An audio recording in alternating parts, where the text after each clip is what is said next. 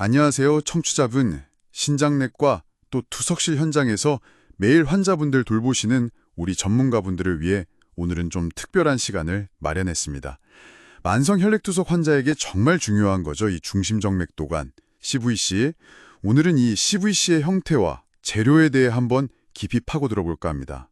네. 저희가 볼 자료는 KDO QI 2019년 혈관 통로 가이드라인이고요. 그중에서도 CVC의 형태 및 재료 부분을 집중적으로 보겠습니다.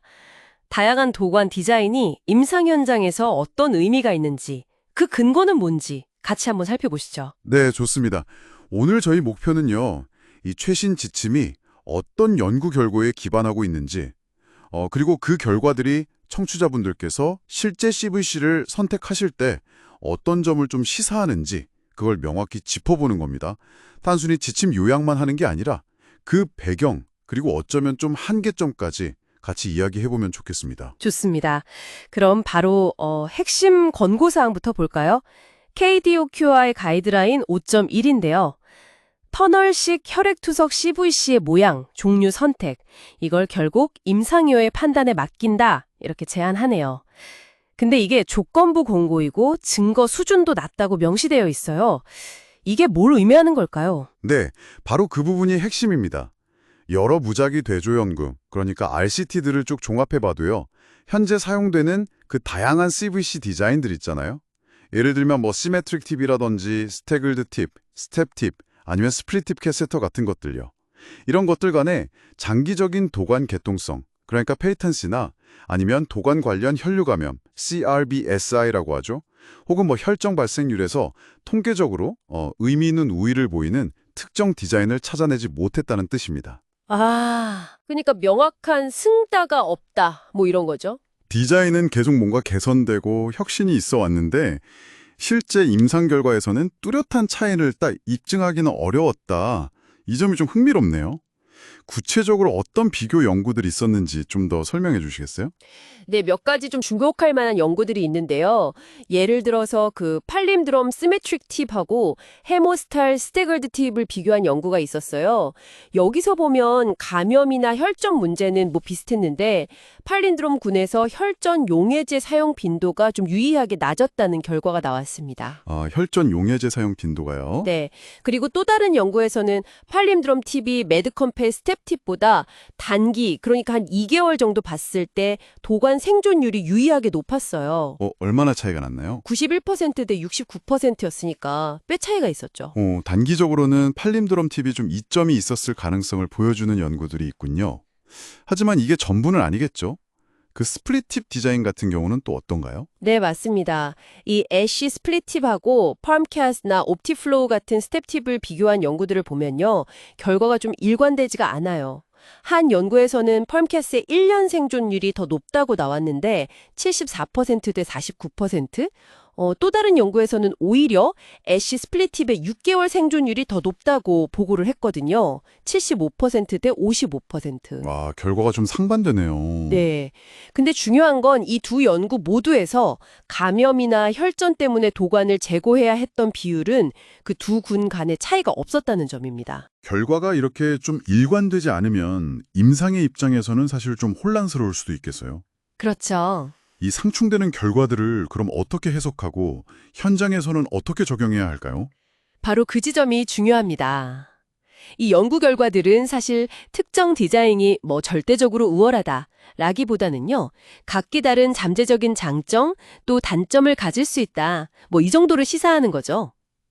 예를 들면 어떤 디자인은 삽입할 때 좀 더 편할 수 있고 다른 디자인은 특정 상황에서 혈류 유지에 조금 더 유리할 수도 있겠죠. 그렇지만 CRBSI나 장기 개존율 같은 중요한 결과에서는 큰 차이를 보이지 못하는 경우가 많은 겁니다. 그렇군요. 그리고 또 연구마다 환자군도 다르고 시술 프로토콜이나 추적 기간 같은 것도 다 다르기 때문에 결과를 일반화하기가 좀 어렵습니다. 결국은 개별 환자의 혈관 상태나 이전에 어떤 도관을 썼었는지 이력, 그리고 시술하시는 분의 어떤 숙련도, 또 해당 의료기관의 경험이나 데이터 같은 걸 종합적으로 고려하는 판단이 현재로서는 최선이라고 할 수 있겠습니다. 네. 코팅된 도관에 대한 기대도 좀 있었던 것 같은데 가이드라인에서는 그 부분은 어떻게 다뤄졌나요? 현재 KDO KI 지침에서는요, 코팅 도관의 명확한 이점을 입증할 만한 그런 충분한 근거를 찾지 못했다고 봤습니다. 그래서 구체적인 권고는 포함되지 않았어요. 하지만 항균 코팅이나 항혈전 코팅이 잠재적으로 CVC 관련 합병증을 줄일 수 있다는 가능성은 계속 제기되고 있거든요. 그래서 향후에는 중요한 연구 분야로 계속 주목하고 있는 상태입니다. 아직은 근거가 부족하지만 가능성은 있다. 이런 거군요. 네, 그렇습니다. 그렇다면 앞으로 CVC 연구는 어떤 방향으로 나아가야 할까요? 뭐랄까, 이상적인 CVC 개발을 위해서 뭐가 더 필요할까요? 역시 장기적인 사용 시간을 확보하는 거, 그리고 기념부전이나 CRBSI 발생을 줄이는 거, 이게 중요하고요. 또 중심 정맥 협착, Central Vein Stenosis,나 혈전증 같은 심각한 합병증을 최소화하는 게 여전히 중요한 목표입니다. 이걸 위해서는요, 혈관의 생물학적 반응을 최소화하고 생체적 합성이 아주 뛰어난 그런 새로운 재료 개발, 그리고 혈류 역학적으로 최적화된 디자인 연구, 또 효과적인 코팅 기술 연구, 이런 것들이 필수적입니다. 네.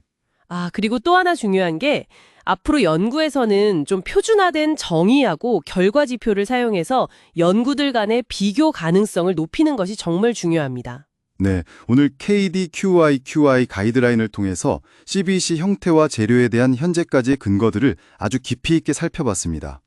핵심은 정말 다양한 디자인들이 있지만 아직까지 명확하게 어떤 것이 더 우월하다 이렇게 입증된 건 부족하기 때문에 결국에는 청취자분 같은 임상 현장의 전문가들의 신중하고 종합적인 판단이 무엇보다 중요하다 이거네요. 네, 정확합니다. 오늘 저희가 논의한 각 연구들의 세부 내용, 그리고 그 의미를 바탕으로 해요. 실제 환자분께 CVC를 선택하실 때 어떤 요소들을 우선적으로 고려해야 할지 다시 한번 좀 생각해 보시는 계기가 되었으면 좋겠습니다. 네, 마지막으로 청취자분께 질문 하나를 남기면서 오늘 마무리할까 합니다. 현재는 코팅 도관이나 신소재에 대한 근거가 부족하다고 했잖아요. 그런데 만약 미래에 정말 획기적으로 CRBSI나 혈전 위험을 낮추는 새로운 CVC 재료나 코팅 기술이 개발돼서 강력한 임상 근거까지 갖추게 된다면 그때는 CVC 선택 기준과 우리 임상 현장의 모습이 어떻게 달라질 거라고 예상하시나요? 한번 생각해 보시면 흥미로울 것 같습니다. 다음 시간에 또 다른 유익한 주제로 찾아뵙겠습니다.